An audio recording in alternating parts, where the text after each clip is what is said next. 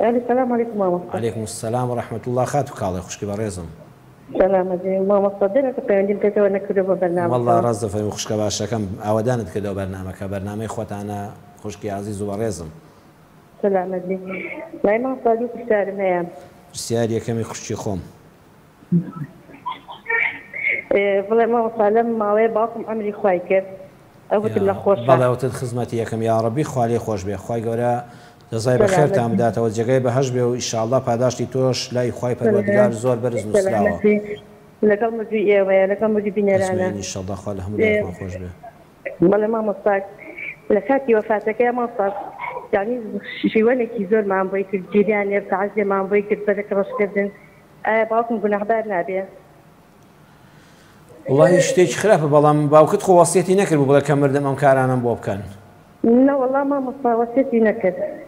مەڵا مامۆستا باوکم چرای ماڵمان بچرامان کوژایەوە. بەحەقەت باوک پشت و پەنایە، باوک چرای ماڵە، هیچ شتێکی چەند ساڵ نەخۆش بێ کۆڵەکەی گەورەی ماڵەکەی ئەو ماڵە یعنی ئینسان هەر خوای گەورە ڕەحم دەکا و سەبووری دڵ و دەروون دێ، بەتایبەتی ئافرەتان بە ڕەحمتر و بە سۆستریشن بۆ دایک و باوک. بەشسەر چاو قسەت بۆ دەکەم ئینشەڵڵا باوکت گوناهبار نەبوو بە ئیزنی خوای گەورە. مامۆستا دایکم زۆر بۆ یەکگیرێ، مامۆستا دایمە هەموو ڕۆژ دایکم بۆ یەکگیرێ.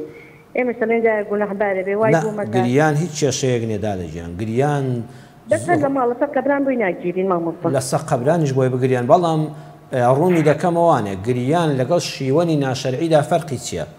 گریانێک هەیە خێرت بۆ دەنووسرێ، شیوەنێک هەیە کە دەبێتە مای عەزاب و ڕەحمەت بۆ خۆت و بۆ مردوەکان. بەسەر چاو قسەت بۆ دەکەم خات و کاڵە پەیامەکەت گەیشت.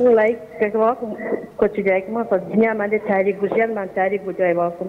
یا ڕەبی خوای گەورە سەبووریتان بدە ئینشاءالله بە بەهەشت سات بووە و دنیا شەر وایە هەمومان بەجێ دێڵین گرنگەوەی عاقبەتمان خێر بێ و هەموو لە بەهەشتا بە ئیزنی خوا کۆ دەبینەوە جارێکیکە ئینشاءالله. مامۆستا ئایا قوربانی بۆ مردوو ئەبێ؟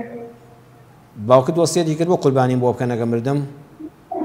نەوەڵڵا مامۆستا وەسیەتیشی نەکرد، بەڵام پێش مردنی خۆی جوسێت هەر قوربانی کردووە باوکم خۆی بۆ هەموو کرێتی بۆ خۆی کرێتی بۆ دایک و بۆ باوک و ئیتر ئەوەی کرد نێزک بۆ لێ قوربانی بۆ کردووە. الحەمدولله لەخوا بەزایە خۆمان حەز دەکەین بۆی بکەین. ئەگەر بەسەرچاو خات و کاڵی ئینشاءالله قسەت بۆ دەکەم خوشکە باشەکەم گوێ بیست بە لە درێژەی بەرنامەکەدا. پەیامەکەت گەیشت دەستەکانت خۆش بێ ئەجمعین ئینشاءالله. دووبارە سەرخۆشتیان لێ دەکەم خوا لە باوکت خۆش بێ یا ڕەبی. کاڵی خان لە باوکم مردووە چەند ساڵ خزمەتتان کرد یا ڕەبی خوا لێی خۆش بێ، شیوەنتان بۆ کردووە. لەگەڵ گریانە شیوەن عەرزم کردن دووشتی جیاوازن، دایکت دەگریا ئێوە بگریان، لەسەر قەبرەکەی بگریان، لە ماڵەوە بگریان، گریانێکی نەرم و هێمن سوکنایی دڵ و دەروونەوە خوا نەک پێی ناخۆش نیە ئەجریشت دەداتەوە. بەڵام شیوەن ئەوەیە بەسەری خۆت کێشی و قوڕ بەسەری خۆت هادەی و جلەکانت دابڕنی. ئەگەر باوکێک وەسیەت بکە بڵێ کە مردم شیوەنم بۆ بکەن، وەرنە سەر قەبرەکەم شیوەن بکەن، خۆتان دابڕن لە کاتی جەنازەیە، ئەمە ئەو پیاوە لە قەبرەکەی عەزاب دەدرێ. بەڵام پیاوێک ژنێک هیچ وەسیەتی نەکردووە بەو کارانە نەک خۆشحاڵ نەبووە نەفی لێ کردووە، کەس و کار بەداخەوە تووشی بێشەرعی بوون مردوەکە لە قەبرەکەی عەزاب نادرێت، چونکە دەستی ئەمی تیانێ، وەسیەتی ئەمی تێدانێ، دەسەڵاتی ئەو مردووی تێدانێ.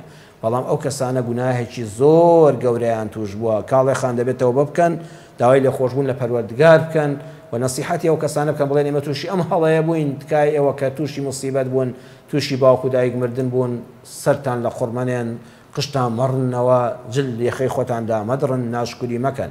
بەڵام ئەو گریانێکی ئێستا بەدایکتان دڵێن ئەم جامە گریانێکی هێمن لەسەر قەبران لە کاتێکە مردوو لە بەردەستایە فرمێسی هۆن هۆن بە چاو تابێتە خوارەوە، ئەوە ڕێبازی پێغەمبەرە صلی الله علیه وسلم.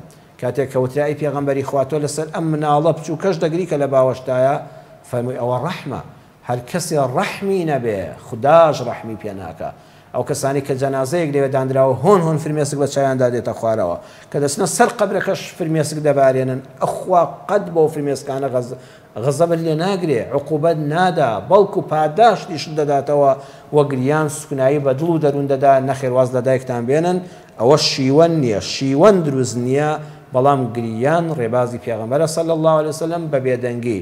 چاومان فرمێسک دەڕێژێ، دڵیشمان وەکو مەنجەڵ لە مەحزونیا دەکوڵێ، بەڵام زمانمان قسەیەکی پێدا نایە کە بۆنی ناشکری و ناڕەزایی بەرامبەر بە کاری پەروەردگار لێبێ سبحانه وتعالى.